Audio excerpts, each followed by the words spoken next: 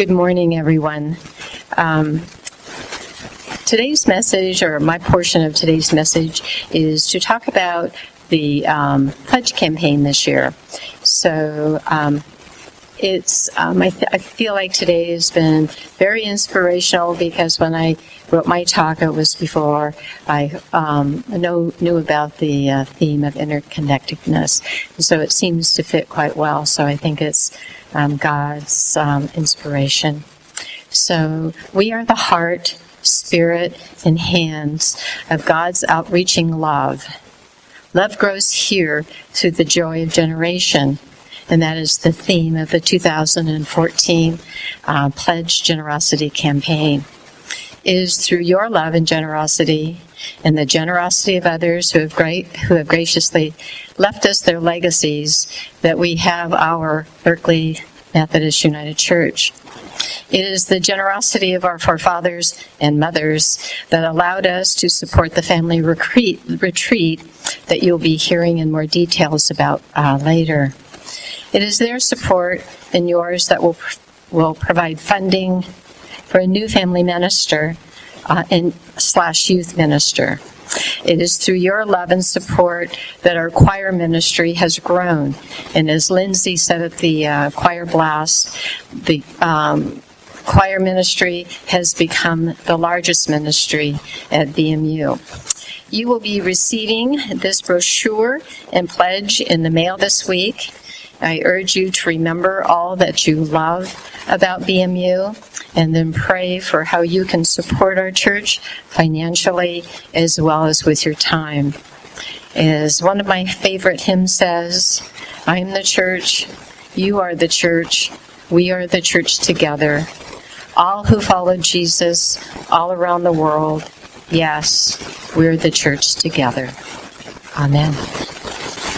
Thank you, Jean. I would like to call upon Cheryl Paul Fukawa to share with us this morning, and Lourdes as well, about the retreat. So last week, as has been repeated several times, a group of about 43 of us went to Aptos, like down this really windy road in the middle of a bunch of trees, and just to this really beautiful facility called Manitoyan. And we went on this retreat because it started out as a dream of Lourdes and Flo. They remember when they were kids and how wonderful those church retreats were, and they really wanted to do it for the families and for the people of BMU. And so it started out as a dream probably at the beginning of this year. And they had to jump through a lot of hoops to make it happen. They had to be on the phone a lot and do a lot of planning so that we could have an amazing weekend. And I think we all feel very grateful for their love and their passion and everything that they did for us that weekend, because I think to a person we all had an amazing time. So I wanted to start with this letter that Jamie Fukumai wrote.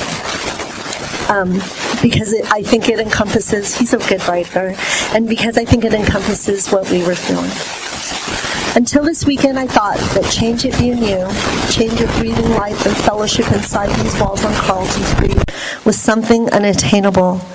But the program created by Lori and Flo, encouraged by their passion, brought out the best in them, as well as the rest of the BMU community in Aptos. The telltale sign was the circle time among adults, feeling safe and secure enough to share a piece of their personal life story.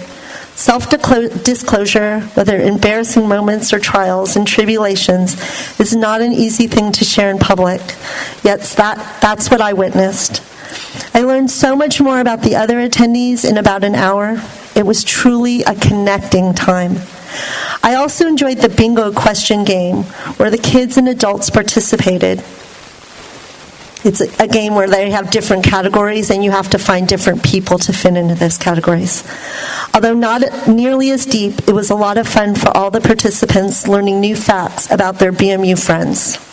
Like, did you know there's only one person that was born in December out of 43 people? This weekend was the beginning of a leap of change. However, real change requires 10,000 steps, and this weekend represented a jump in that direction. If we want to change, we need to continue this work to keep the passion and energy moving in this direction of breathing life and love among our members. That's from Jamie Fukumai. Good morning. So I really didn't know I was going to speak this morning, but last weekend meant a lot to me, a lot more than I could have ever dreamed of.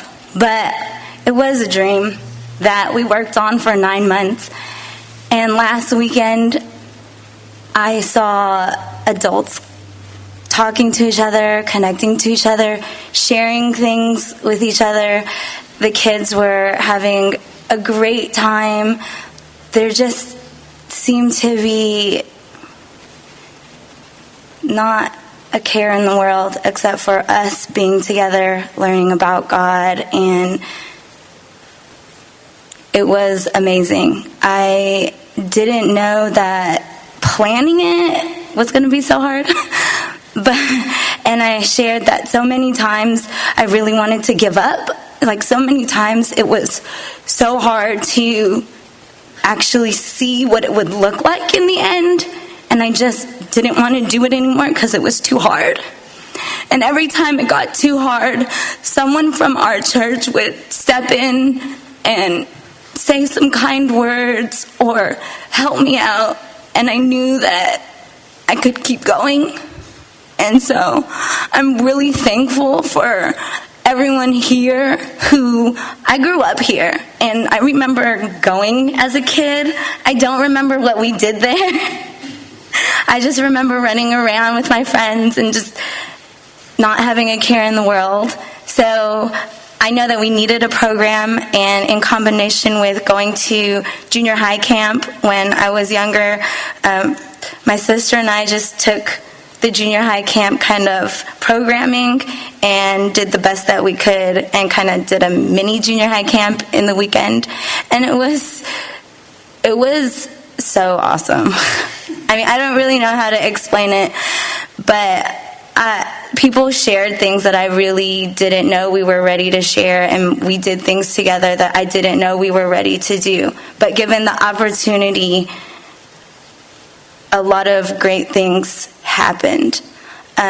So we are extremely grateful to the church. They helped us fund a lot of the retreat, because at the time that we started, there was no funding for it because it was something brand new.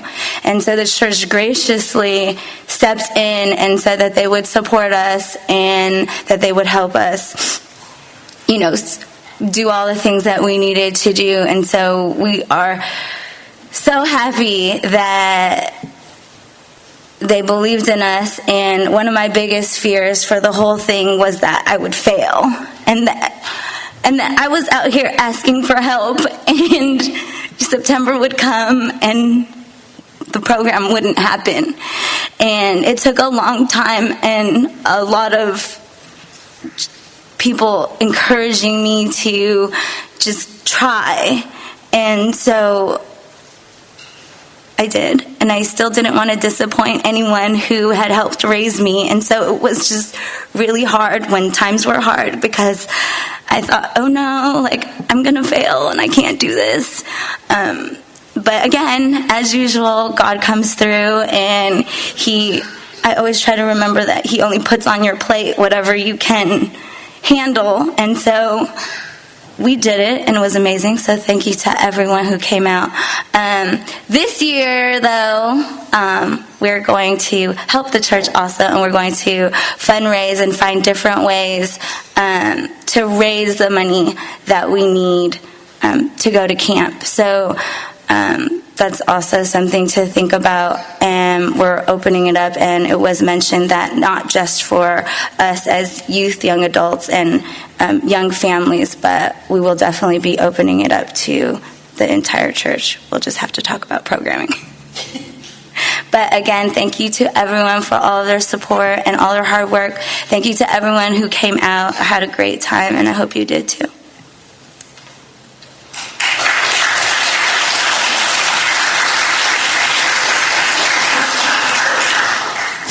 Some of the adults will be sharing. Ken, Mike Williams, and myself will be sharing about an event that happened at the retreat. I will let Mike Williams start off and give an introduction as to what we did. So I was lucky enough to lead an activity called the Candy Grab. And when Cheryl was reading her letter from Jamie, when he talked about adults being in a circle and sharing things about their lives, things that people didn't know, I agreed that was one of the most moving moments. So what we did is we had a bag of candy and we passed it around to everybody in the group. And everybody chose 2 different types of candies. And then they were informed that the type of candy that you chose was going to reflect the kind of story you told. If you picked a Snickers bar, you had to talk about something, an embarrassing moment in your life, something that had made other people snicker. If you picked a Jolly Rancher, you were going to talk about something that gave you joy. If you pulled nerds, you had to talk about a nerd moment in your life. And if you pulled Lifesaver gummies, you had to talk about a time when somebody stepped in and saved your life in one way. So Reverend Mike has a Jolly Rancher, I have a nerd, and we're going to pretend that Ken has the Lifesaver gummies, but he actually has Laffy Taffy because people ate all of the Lifesaver gummies. So I'm going to go first, and I'm going to tell, I did an embarrassing story at the retreat, but it's way too long, so I'm going to talk about my nerd moment very briefly. In 1986, I was visiting my mother, and as I was doing so, Jeopardy is on TV. And I'm sitting on the sofa, and I'm just ripping off answer after answer after answer. If you don't know me, I'm a teacher. I know a few things, useless information. And my sister said, "Man, you really should go on Jeopardy." And I said, "Nah, I'm not all that great." Well, my sister, since I wouldn't enter, she sent in a request that they interview me. And to make a long story boring, I went down to LA, I tried out, I actually made it on the show, and for one day, I was a Jeopardy champion. Okay.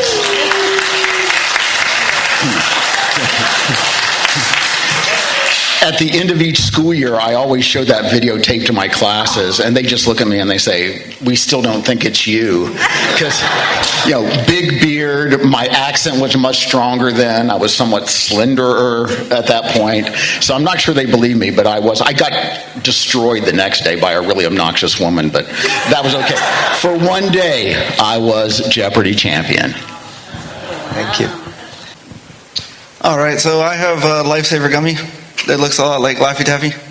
And so I told the story, and I'm going to tell you all, about a lifesaver, someone that saved me and continues to. So as I was growing up, education wasn't really that important to my parents. I'd come home, watch TV, do whatever I wanted. It wasn't all that structured in terms of you have to hit the books, you have to study, you have to learn.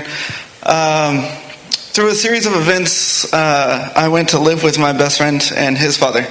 And that is where I was first hit with the idea that education is very important. Because I got home from school and I started to watch TV. And my best friend's father walks in and was like, "What are you doing?" "Watching TV." "Why? Don't you have homework or a book to read or something?" And I said, "No, it's fine, whatever. It's the 3rd day of school." And he said, No, really, go get a book or do something. And I was like, "No, really, there's nothing for me to do." And so he stands over me and goes, "Go get a book." I was like, "I'll go get a book." So I lived with him for about 1.5 years, and this is where education really became very important. And he impressed upon me through his ever so slight and usually sarcastic comments that education is the only way that you're ever going to grow, and it's the only way that you're ever going to get out of the place that you were born into. And made it of a high priority for me. And so lo and behold, I was a pretty smart kid. And as I got older, I was into AP classes, and I had a really high GPA, and I was super happy. And going into college, and went to college. And the plan all along was to kind of follow him and become a lawyer. I know, right? To become a lawyer, go to law school, and do the best that I could, and make millions of dollars or something. And so I built up my courage one day, and I was like, Dad, I don't want to go to law school. I want to be a teacher. And I want to be a principal. And I want to do things like that and change little kids into wanting to become teachers and principals and learn something, because, you know, you did this for me. And so he goes, you know, that's perfectly fine. Law school's not for you then. And so I did go on, and I was a teacher for 7 years, and now I'm assistant principal.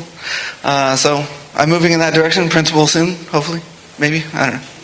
But that's my lifesaver. He continues to save my life every time that I talk to him.